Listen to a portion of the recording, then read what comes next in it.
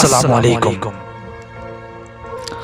غصہ کرنے والا انسان بہت جلد اپنے آپ کو بے وقوف بنا دیتا ہے۔ خاموشی دانشمندی کی علامت تو ہے ہی، لیکن کبھی کبھی اس سے حماقت کا ثبوت بھی ملتا ہے۔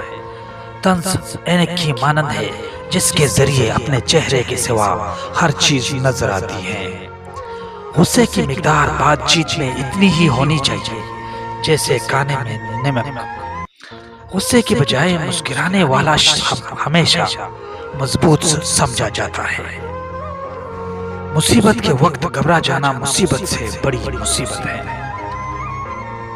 غصہ ہمیشہ تنہا آتا ہے، لیکن جاتے ہوئے اپنے ساتھ عقل، اخلاق اور شخصیت کی خوبصورتی کو لے جاتا ہے۔ غصہ ایک ایسا تیزاب ہے جو جس چیز پر ڈالا جاتا ہے اس سے زیادہ اس برتن کو نقصان پہنچاتا ہے جس میں وہ رکھا جاتا ہے۔ اگر کسی کی دوستی کو آزمانا ہو تو اس کو غصے میں لا کر آزماؤ۔ غصے میں اس کی کہیں ہر بات حقیقت ہوگی۔ انسان کی عقل کا اندازہ غصے کی حالت میں لگتا ہے۔ طاقتور شخص وہ ہے جو اپنے غصے کو تسکین میں تبدیل کر دینے پر قادر ہو۔ غصہ کبھی کبھی قابل سے قابل انسان کو بھی بے وقوف بنا دیتا ہے۔ غصہ بڑھتی ہوئی آگ ہے، جو پی گیا اس نے آگ بجھائی، اور جو ضبط نہ کر سکا وہ پہلے خود اس میں جلتا ہے۔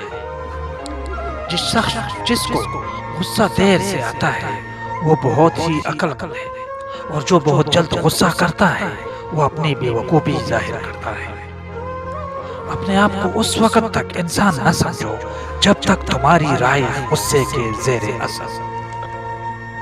ناظرین، اگر ابھی تک آپ نے چینل کو سبسکرائب نہیں کیا تو برائے مہربانی ابھی چینل کو سبسکرائب کیجیے۔